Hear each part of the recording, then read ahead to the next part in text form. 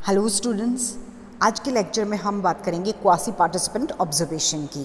ठीक है, हम देखेंगे अर्ध सहभागी अवलोकन क्या होता है, फिर हम देखेंगे कि कंट्रोल्ड ऑब्जर्वेशन जो होता है, नियंत्रित अवलोकन जो होता है वो क्या होता है, उसके टाइप्स हम देखेंगे।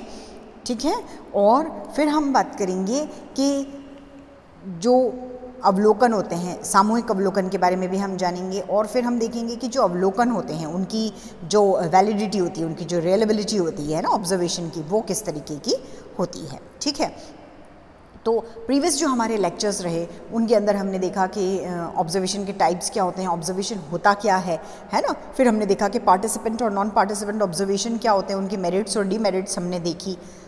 फिर हमने जो डिफरेंसेस थे वो देखे किसके बीच में, पार्टिसिपेंट और नॉन पार्टिसिपेंट ऑब्जर्वेशंस के बीच में। आज हम थर्ड हमारा टाइप है क्वासी पार्टिसिपेंट ऑब्जर्वेशन, जिसे अर्ध सहभागी अवलोकन कहते हैं। आज हम उसके बारे में बात करते हैं। ओके, तो हम ये देखते हैं कि कोई भी जो स्टडी होती है उसमें कंप्लीटली पार्टिसिपेट करना और कंप्लीटली पार्टिसिपेट नहीं कर पाना, तो ये तो ऑब्जर्वेशन में पॉसिबल नहीं हो पाता है। इसलिए क्या होता है कि एक मिड का एक पथ हमने देखा है ना, मध्यवर्ती मार्ग के रूप में हम किसको यूज़ करते हैं, ये जो क्वासी पार्टिसिपेंट होता है, ये जो अर्ध सहभागी अवलोकन होता है, इसको हम यूज़ करते हैं। और इसको सजेस्ट गुडे और हॉट जो थे उन्होंने दिया था। उन्होंने दोनों के ही गुण इसके अंदर मिले हुए हैं, दोनों की मेरिट्स जो होती है, चाहे हम पार्टिसिपेंट ऑब्जर्वेशन की बात करें, चाहे हम नॉन पार्टिसिपेंट ऑब्जर्वेशन की बात करें, इन दोनों की जो मेरिट्स होती है उन दोनों का मिक्सअप जो होता है वो होता है क्वासी पार्टिसिपेंट अर्ध सहभागी अवलोकन। अब व्यक्ति जो होते हैं वो किसी एक को, या तो वो सहभागी को चुनेंगे या वो असहभागी को चुनेंगे, तो उस रूप में वो कंप्लीटली इनको अपनाने के बजाय क्या करते हैं, दोनों कामों को एक साथ कंप्लीट करते हैं। तो इससे क्या होता है कि हमारा ऑब्जर्वेशन जो होता है वो इजी हो जाता है। अब ये जो अर्ध सहभागी अवलोकन होता है, इसमें ऑब्जर्वर जो होता है वो क्या करता है, समूह में रहता है और उसकी जो डेली की एक्टिविटीज़ होती है उनका सहभागी बनता है। लेकिन वो किसी स्पेशल कोई ओकेजन होगा या कोई इंसिडेंट होगा या कोई जो काम होगा, उस टाइम पे वो दूर बैठ के उनको स्टडी करता है। तो ये जो मेथड होता है इसमें सहभागी और असहभागी दोनों ही बातें आ जाती है। कहीं तो वो बहुत इन्वॉल्व रहता है और कहीं वो बिल्कुल उस बात से अलग रहता है, दूर रह के उनका ऑब्जर्वेशन करता है। ठीक है, फिर हम ये देखते हैं कि हमारी जो सोसाइटी है, हमारा जो समाज है, उसकी जो जटिलता होती है, उसका जो कॉम्प्लिकेशन है, उसकी वजह से ही क्या है कि पूरी तरीके से एक दृष्टिकोण जो होता है, एक व्यू जो है वो नहीं रह पाता है।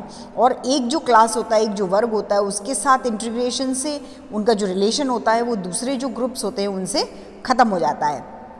मतलब अगर हम ये कहें कि जैसे सामाजिक जो उत्सव होते हैं, सोशल जो फंक्शंस होते हैं, उनमें पार्टिसिपेट करना या खेलना, खाना पीना, तो ये जो स्थितियां हैं, ये जो कंडीशंस हैं, इनको बनाए रखने के लिए हमारा उद्देश्य क्या है, तो हमारा उद्देश्य इसके लिए है इन्वेस्टिगेशन, अनुसंधान।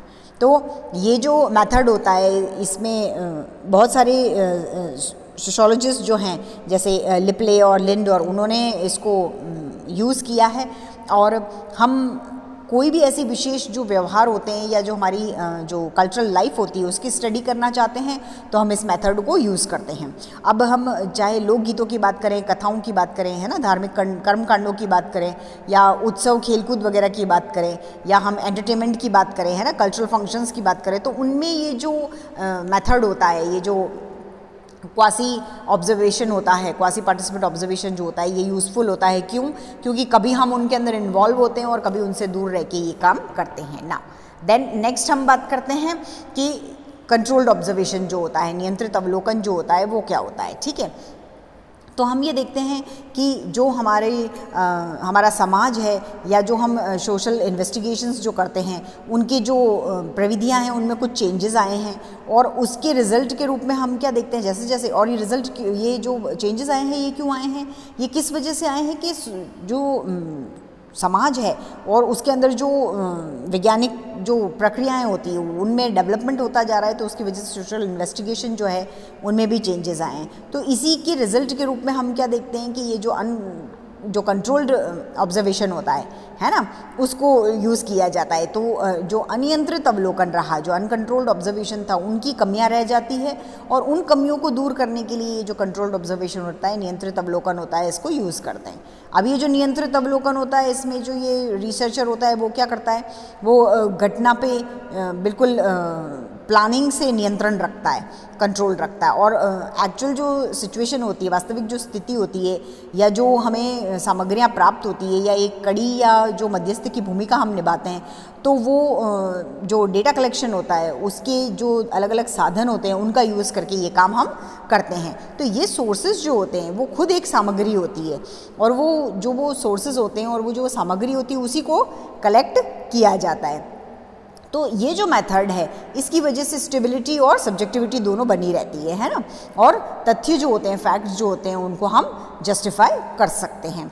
तो ये जो मेथड है, ये प्री प्लान्ड होता है ना, प्री डिसाइडेड होता है, इसमें ऑब्जर्वेशन होता है, इसमें अवलोकन जो होता है वो होता है, इसमें सिस्टमेटिक ऑब्जर्वेशन होता है, और ये सभी नाम किसके हैं, ये कंट्रोल्ड ऑब्जर्वेशन जो है उसके भी होते हैं। तो ये जो कंट्रोल्ड ऑब्जर्वेशन होता है, इसमें डेटा कलेक्शन किया जाता है, निश्चित और पूर्ण नियोजित जो प्लानिंग है उसके द्वारा किया जाता है।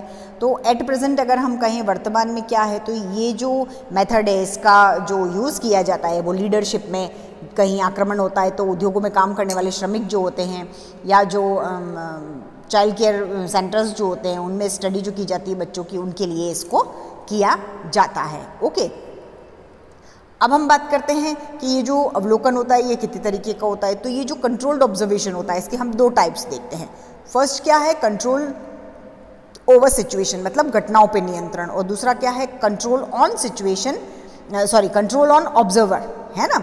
दूसरा क्या है, अवलोकनकर्ता जो होता है उस पर नियंत्रण। फर्स्ट हमारा क्या है, दो टाइप्स की ऑब्जर्वेशन है, नियंत्रित अवलोकन दो तरीके के होते हैं।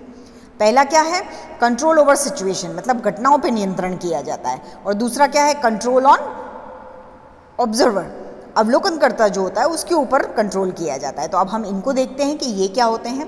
तो सबसे पहले हम देखते हैं कि जो घटनाओं पे नियंत्रण, तो नियंत्रित अवलोकन जो होता है वो दो तरीके से होता है। पहला क्या है कि जो ऑब्जर्व की जाने वाले इंसिडेंट्स है उन पे कंट्रोल किया जाए, और दूसरा क्या है कि खुद ऑब्जर्वर पे नियंत्रण रखा जाए। तो हम ये देखते हैं कि जब घटनाओं पे नियंत्रण होगा, सिचुएशंस जो होगी उनको कंट्रोल किया जाएगा, तो क्या होगा।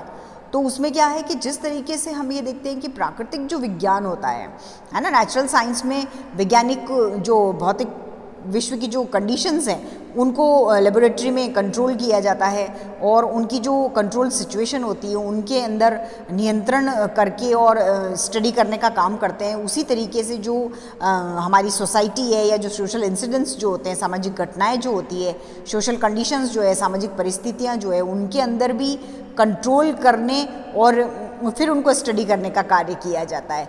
इसलिए इसको क्या कहते हैं, इसको सामाजिक प्रयोग के लिए काम में लिया जाता है, और इसको इसलिए क्या कहते हैं, सोशल कंट्रोल के अंदर ये आते हैं। लेकिन भौतिक विज्ञान जो होते हैं उनकी तरह सामाजिक घटनाएं जो होती है, सोशल इंसिडेंट्स जो होते हैं, उनका लेबोरेटरीज वगैरह में अध्ययन करना इजी नहीं होता है ना। ये जो मेथड होता है, ये जो सामाजिक घटनाएं होती है या जो परिस्थितियाँ होती है, उन पे नियंत्रण किया जाता है, उन पे कंट्रोल किया जाता है। ठीक है, इस विधि में क्या होता है कि सोशल इंसिडेंट्स जो होते हैं या जो कंडीशंस होती है, सोशल कंडीशंस जो होती है, उन पे कंट्रोल किया जाता है, और कोई भी स्पेशल चेंजेस जो होते हैं या उनके प्रभाव जो होते हैं उनको इसके अंदर देखा जाता है। अगर हम एग्जांपल लें कि कोई अगर रूरल डेवलपमेंट प्रोग्राम जो चल रहा है, या पंचायती राज जो है, उनके किसी भी रूरल कम्युनिटी जो होती है, ग्रामीण समुदाय जो होता है, उस पर अगर पड़ने वाले प्रभाव होते हैं, तो वो इस मेथड से हम देख सकते हैं। ये जो मेथड होता है, इसकी हेल्प से हम जो टायर्ड फीलिंग होती है, फटीग जो होती है ना, उसकी स्टडी कर सकते हैं, थकान की स्टडी कर सकते हैं, हम टाइम और स्पीड जो होती है उसकी स्टडी कर सकते हैं, हम प्रोडक्टिविटी की स्टडी कर सकते हैं, हम जो बच्चे होते हैं उनके बिहेवियर जो होता है ना, उनकी साइकोलॉजिकल स्टडी कर सकते हैं। तो इस तरीके से घटनाओं पे नियंत्रण एक टाइप है किसका, कंट्रोल्ड ऑब्जर्वेशन का। अब सेकंड बात करते हैं कि जो ऑब्जर्वर होता है उसके ऊपर कंट्रोल। तो नियंत्रित अवलोकन जो होता है वो एक दूसरा मेथड उसका क्या है कि अवलोकनकर्ता जो होता है, ऑब्जर्वर जो होता है, घटना के बजाय अपने आप पे कंट्रोल करे। मतलब सोशल इंसिडेंट्स जो हो रहे हैं, सामाजिक घटना जो है उसकी प्रकृति ही ऐसी होती है कि उस पर नियंत्रण करना कठिन होता है। भाई सोशल इंसिडेंट्स हुआ है और वो जो घटना घटी है तो उसके ऊपर पूरे तरीके से नियंत्रण करना बहुत मुश्किल हो जाता है। तो ऐसी कंडीशन में जो ऑब्जर्वर होता है उसको अपने ऊपर नियंत्रण करना ज़रूरी होता है। वो फिर अपने ऊपर नियंत्रण जब करेगा तो वो स्टडी में आने वाली जो भी पक्षपात होंगे या जो क्या कहते हैं इंडिविजुअल जो इफ़ेक्ट्स होंगे, है ना, व्यक्तिगत प्रभाव जो होंगे, उन सब से वो बच सकता है। अब ऑब्जर्वर जो होता है, अवलोकनकर्ता जो होता है, वो उस पर नियंत्रण रखने के लिए क्या होता है, उसके लिए हम इंटरव्यू की बात करें, अगर हम शेड्यूल की बात करें, फोटोग्राफ या टेप रिकॉर्डर्स की बात करें, है ना, हम नोट, डायरी, कैमरा, ये सब जो टूल्स होते हैं, ये सब जो इक्विपमेंट्स होते हैं, यंत्र होते हैं, उनको यूज़ किया जाता है, उनको उपयोग किया जाता है। अवलोकनकर्ता जो होता है, ऑब्जर्वर जो होता है, उस पर नियंत्रण का जो महत्व है उसके लिए, उसकी बात अगर हम करें तो हम ये कह सकते हैं कि सोशल इन्वेस्टिगेशन जो होते हैं उनमें अध्ययन विषय जो होता है ना, स्टडी मैटर जो होता है, उस पर नियंत्रण रखना कंपैरेटिवली क्या होता है, थोड़ा कठिन होता है। कि सामाजिक अनुसंधान में क्या होता है कि जो सब्जेक्ट होता है ना, अध्ययन विषय जो होता है, स्टडी मैटर जो होता है, उस पर कंट्रोल रख सकना बहुत ज़्यादा कठिन होता है। तो अध्ययनकर्ता को कम से कम उसका खुद का जो बिहेवियर होता है ना, उसके ऊपर वो कंट्रोल रखे तो ये ज़्यादा सही सिचुएशन होती है। देन फिर अब हम बात करते हैं मास कम्युनिकेशन ऑब्जर्वेशन की, मास ऑब्जर्वेशन की, है ना, सामूहिक अवलोकन की। मास अवलोकन की अगर हम बात करें, सामूहिक अवलोकन की अगर हम बात करें, तो हम ये देखते हैं कि अवलोकन का ये जो मेथड होता है, ये जो अवलोकन की ये जो विधि होती है, इसमें जो अध्ययन का काम होता है ना, वो किसी एक पर्सन के द्वारा नहीं किया जाता बल्कि पूरे ग्रुप के द्वारा किया जाता है। तो इसलिए इसको सामूहिक अवलोकन कहते हैं, मास अवलोकन कहते हैं। ठीक है, मतलब सामूहिक अवलोकन क्या होता है कि मास ऑब्जर्वेशन क्या होता है, जो नियंत्रित, कंट्रोल्ड और अनकंट्रोल्ड ऑब्जर्वेशन जो होते हैं, नियंत्रित और अनियंत्रित अवलोकन जो होते हैं, उनका मिक्सिंग होता है। ये अवलोकन बहुत सारे व्यक्ति जो होते हैं उनके द्वारा किया जाता है और तथ्यों का अवलोकन, जो फैक्ट्स होते हैं, उनको ऑब्जर्वेशन करने के लिए किया जाता है और उनके ऊपर ये निर्भर करता है, उनके ऊपर ये डिपेंड करता है।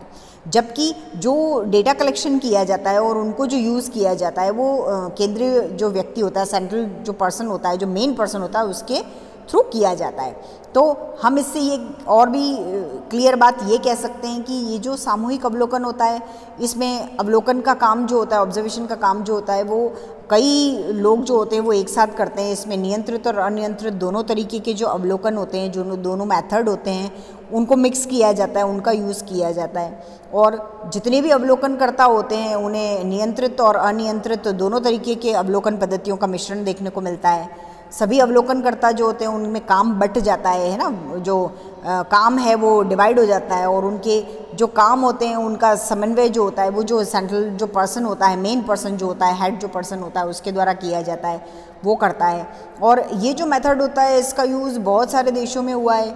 1937 में इंग्लैंड के लोगों ने, जो अगर हम बिहेवियर की बात करें या थिंकिंग की बात करें, लाइफ की बात करें, तो उसके लिए किया था। फिर जमैका में 1944 में जो स्थानीय दशाएं हैं उनके लिए इस मेथड का यूज़ किया गया था। तो इस तरीके से ये जो विधि है ये किसी व्यक्ति के बजाय या तो सरकारी या अर्ध सरकारी जो संगठन होते हैं उनके लिए अप्रोप्रिएट होती है। ये विधि जो है, ये मेथड जो है, इसमें काम का बंटवारा होने और घटना के जो सामाजिक, आर्थिक, राजनीतिक, साइकोलॉजिक, है ना, ये जो पक्ष होते हैं उनको एक साथ अध्ययन करने का और उनकी जो डीप में जानकारी होती है वो मिलने का बेनिफिट हमको मिलता है। मतलब अगर हम मास ऑब्जर्वेशन करते हैं तो हमको, चाहे हम कोई से भी इंसिडेंट हो, चाहे वो सोशल हो, चाहे वो इकोनॉमिक हो, चाहे पॉलिटिकल हो, साइकोलॉजिकल हो, है ना, उन सब के जितने भी पक्ष होते हैं, जितने भी उनके फेवरेबल पॉइंट्स होते हैं, उनका एक साथ अध्ययन करने को हमको मिलता है। और सिर्फ हम स्टडी ही नहीं करते हैं, उनका जो डीप नॉलेज होता है, जो बहुत एक्सपांड जो हमको जानकारी मिलती है, वो इससे मिलती है। हाँ, ये ज़रूर है कि ये जो मेथड होता है ये बहुत ज़्यादा खर्चीला है, लेकिन इसका प्रयोग जो होता है एक खर्चीली प्रणाली होने से इसका जो यूज़ है वो बहुत कम किया जाता है। क्यों? क्योंकि ये पूरे ग्रुप का होता है, इसलिए इसमें खर्चा, ग्रुप इन्वॉल्व होता है इसलिए इसमें खर्चा भी बहुत ज़्यादा होता है। ठीक है, तो हमने ये देखी है कि ये सामूहिक अवलोकन विधि होती है। देन फिर अब हम बात करते हैं कि ये जो अवलोकन होते हैं, है ना, अवलोकन की बात हम कर रहे थे, हमने सारे अवलोकन देखे, हमने सहभागी और असहभागी अवलोकन देखा, हमने अर्ध सहभागी अवलोकन देखा, हमने सामूहिक अवलोकन के बारे में बात की है ना। अब हम ये देखते हैं कि ये जो अवलोकन है, इनकी जो प्रामाणिकता होती है, इनकी जो वैलिडिटी होती है या इनकी जो विश्वसनीयता होती है, रिलायबिलिटी जो होती है, वो क्या होती है। तो सोशल जो इन्वेस्टिगेशंस किए जाते हैं, है ना, उनमें जो प्रविधियां काम में ली जाती है, उनमें ऑब्जर्वेशन मेथड जो होता है वो सबसे रिलायबल मानी जाती है, सबसे विश्वसनीय मानी जाती है। क्यों? क्योंकि इसमें क्या होता है, जो रिसर्चर होता है वो खुद अपनी आँखों से जो इंसिडेंट होता है उसको देखता और सुनता है ना, इसलिए वो क्या होता है, वो रिलायबल होता है। फिर क्यों? क्योंकि हम खुद अपनी आँखों से देख रहे हैं और कानों से सुन रहे हैं, तो वो गलत नहीं हो सकता है, तो इसलिए इसको बहुत ज़्यादा रिलायबल माना जाता है। चाहे हम इंटरव्यू की बात करें, चाहे हम क्वेश्चनर की बात करें, इसमें जो रिसर्चर होता है वो अपनी आँखों से घटनाओं को देखता और सुनता है, और चाहे हम शेड्यूल की बात करें तो इन सब में क्या है, दूसरे जो कहते हैं उनके द्वारा जो बातें लिखी और कही जाती है उन पे विश्वास करना होता है। मीन्स अगर हमने क्वेश्चनर बनाई, क्वेश्चनर क्या होती है तो आपको प्रीवियस में बताया हुआ है कि क्वेश्चनर क्या है, शेड्यूल क्या है, इंटरव्यू क्या होता है ना।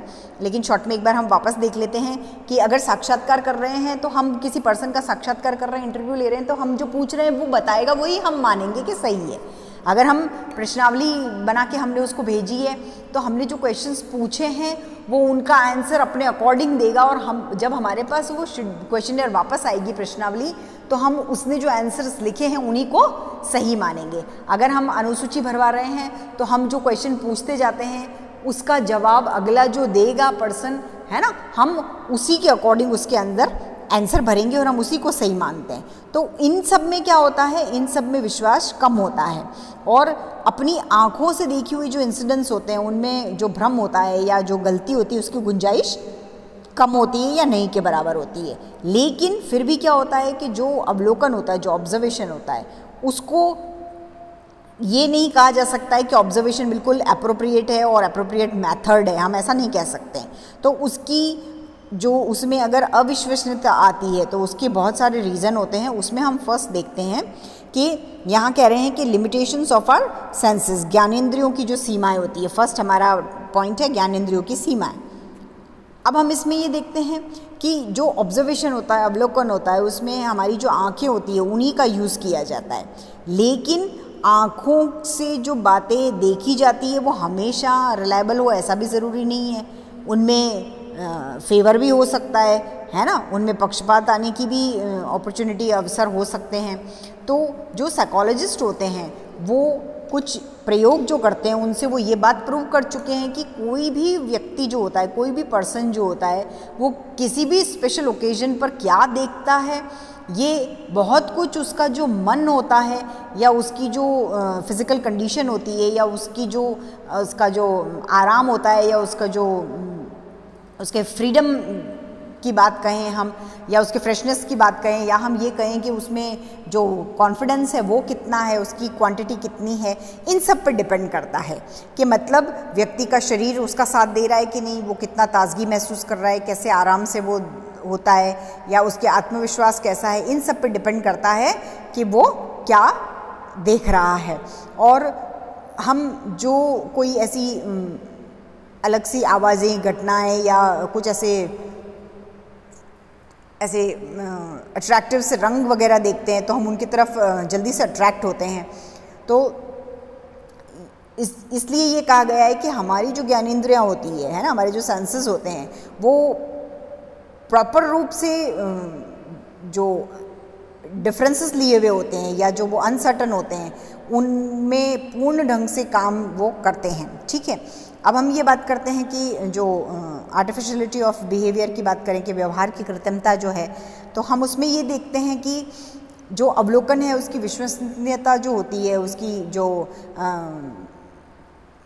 रिलायबिलिटी जो होती है वो तब समझी जानी चाहिए जब लोग जो होते हैं वो वास्तविक व्यवहार का अध्ययन करते हैं, मतलब जो एक्चुअल बिहेवियर जो होता है उसकी स्टडी जब की जाती है तब। क्यों? क्योंकि अगर लोग कृत्रिम व्यवहार करेंगे तो हमें उसी पे विश्वास करना पड़ता है। तो कई बार होता है कि जब लोगों को ये पता चलता है कि उनके बिहेवियर जो है, उनका व्यवहार जो है, उसका ऑब्जर्वेशन हो रहा है, उसका निरीक्षण हो रहा है, तो वो अपने व्यवहार में चेंजेस ला देखते हैं। डेफिनेटली ऐसा होता है कि हम अगर सामने वाले को ऑब्जर्व कर रहे हैं तो वो कॉन्शियस हो जाता है और वो अपना व्यवहार संयमित कर लेता है, बिल्कुल कंट्रोल्ड रहता है। तो ये एक प्रॉब्लम क्रिएट हो जाती है। तो उससे क्या है, नेचुरलिटी जो है वो नहीं बनी रहती है, उसका नेचुरल बिहेवियर हम कैप्चर नहीं कर पाते हैं और विश्वसनीयता खत्म हो जाती है।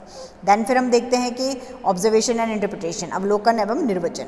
तो कई बार हम ये देखते हैं कि कुछ ऐसे कई बार हमको ये देखने को मिलता है कि होता कुछ और है और दिखता कुछ और है। तो उसका जो निर्वचन होता है वो हमारे या तो हमें कोई प्री नॉलेज है या हमारा एक्सपीरियंस जो है उसके बेस पे हम कुछ कह सकते हैं और कर सकते हैं।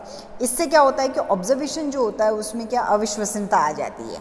ठीक है, और जैसे उदाहरण अगर हम देखें कि कोई भी एक फैक्ट्री है, उसके दरवाजे पे बिल्कुल अनक्लियर सा कोई भी एक सेंटेंस लिखा हुआ है और लोगों को उसे पढ़ने को अगर कहा जाए तो वो ये वर्ड होता है कि बिना परमिशन के अंदर आना मना है, तो वो यही पढ़ेंगे, है ना। अब लिखा हुआ क्या है, लेकिन वो इस चीज़ को इस तरीके से ही पढ़ते हैं। वैसे ही जो फिलोसोफर है रसल, उन्होंने एक एग्जाम्पल ये दिया कि अगर जो समुद्र है उसमें क्षितिज पर किसी काले बिंदु को दिखा के ये पूछा जाए कि ये क्या है, तो वो यही कहेगा कि ये एक शिप है, जबकि वास्तव में क्या है, एक्चुअल बात क्या है कि वो एक ब्लैक पॉइंट है, लेकिन जो शिप होने का जो कंक्लूजन निकलता है वो उसका जो प्री नॉलेज है उसके बेस पे निकाला है उसने। क्यों? क्योंकि ये थिंकिंग है कि समुद्र में क्या होगा, समुद्र में तो जहाज ही होगा, है ना। तो इस तरीके से घर के बाहर कोई भी नोटिस बोर्ड या कुछ भी एक वार्निंग कुछ लगी हुई होती है, तो घर के बाहर अगर लगी है तो मतलब बिवेयर ऑफ डॉग, है ना, कि हम ये देखते हैं कि जो कुत्ता है उससे हमको सावधान रहना है। हमेशा हर घर के बाहर बिवेयर ऑफ डॉग लगा हुआ हो ऐसा ज़रूरी नहीं होता है। और कोई भी जो वस्तु होती है वो हमारे जो सेंसेस होते हैं उनको प्रभावित करती है, कोई ना कोई उसका मीनिंग ज़रूर वो बताती है और वो अपने प्री नॉलेज से रिलेटेड वो होती है। देन फिर अब हम बात करते हैं बायस ऑफ द ऑब्जर्वर, जो निरीक्षण करता होता है उसके पक्षपात की अगर हम बात करते हैं तो हम ये देखते हैं कि अवलोकनकर्ता जो होता है वो किसी स्पेशल जो व्यू होता है उसका या कोई ऐसी थिंकिंग जो होती है उसको मानने वाला होता है। मतलब उसका अवलोकन क्या होता है, उसका अवलोकन क्या होता है, मिस्टेक वाला होता है, मतलब दोषपूर्ण होता है। उसका निर्वचन जो होता है वो भी क्या है, पक्षपात का होता है, वो उससे प्रभावित होता है। फेवरेटिज्म जो होता है वो उसके अंदर आ जाता है और वो उससे प्रभावित होता है। और यही रीज़न होता है कि कोई भी घटना जो होती है उसका निर्वचन जो किया जाता है वो लोगों के द्वारा अलग अलग तरीके से किया जाता है। मतलब हम अगर पर्सन देखेंगे तो कल्चर की बात करें, तो एक्सपीरियंस की बात करें, थिंकिंग, नॉलेज, एजुकेशन, इन सब में डिफरेंसेस के कारण, इन सब में भिन्नता के कारण क्या है, एक ही इंसिडेंट होगा लेकिन उसका इंटरप्रिटेशन जो होगा वो अलग अलग तरीके से होगा। हम अपने कंट्री की, अपने कास्ट की, है ना, अपनी जो हमारी कम्युनिटी है, अपने जो हमारी जो इंटरेस्टेड है, हमारे जो बिलीव्स हैं, है ना, हमारे जो फोकवेज है, उन सब से फ्री होके कभी भी जो बिल्कुल प्योर साइंटिफिक जो ऑब्जर्वेशन होता है वो हम कभी नहीं कर सकते हैं। क्यों? क्योंकि कहीं ना कहीं पक्षपात की संभावना हम में होती है। तो इससे ये जो स्टडी होती है उनकी जो प्रामाणिकता जो होती है, उनकी जो रिलायबिलिटी होती है, उनकी जो वैलिडिटी होती है, उसमें प्रॉब्लम आ जाती है, समस्या पैदा हो जाती है। फिर हम देखते हैं कि नेक्स्ट हमारा जो लास्ट पॉइंट है वो हमारा है इनकम्प्लीटनेस ऑफ द फिनोमेना, मतलब घटना की अपर्याप्तता। अब इसमें हम ये देखते हैं कि घटना की जो अपर्याप्तता है तो उसमें कई बार क्या होता है, निरीक्षण सही होने पे भी घटनाएं क्या होती है, इनकम्प्लीट होती है और उनका क्या होता है, प्रॉपर उनको लीडरशिप नहीं मिल पाती है। तो ऑब्जर्वेशन जो होता है वो रिलायबल नहीं हो सकता है। मतलब कंक्लूजन अगर हो तो थोड़ी सी घटना को देख के कोई स्पेशल कोई कंडीशन होती है, परिस्थिति होती है, उसमें घटने वाली घटनाएं जो होती है या जो इनकम्प्लीट इंसिडेंट्स होते हैं उनके बेस पे जो निष्कर्ष निकाले जाते हैं वो क्या होते हैं, वो निष्कर्ष भी दोषपूर्ण होते हैं। क्यों? क्योंकि इंसिडेंट्स पूरा नहीं हुआ है, घटना पूरी नहीं हुई है और हमने उसका निष्कर्ष निकाल दिया है। ओके, तो आज के लेक्चर में हमने मास ऑब्जर्वेशन पढ़ा, हमने क्वासी पार्टिसिपेंट ऑब्जर्वेशन पढ़ा, हमने कंट्रोल्ड ऑब्जर्वेशन पढ़ा है और कंट्रोल्ड ऑब्जर्वेशन के टाइप्स जो होते हैं वो देखे। देन फिर हमने ये देखा कि जो ऑब्जर्वेशन की रिलायबिलिटी और वैलिडिटी होती है वो क्या होती है। ओके, तो हमारा ये ऑब्जर्वेशन का सेशन यहीं ख़त्म हो गया है। Okay, thank you.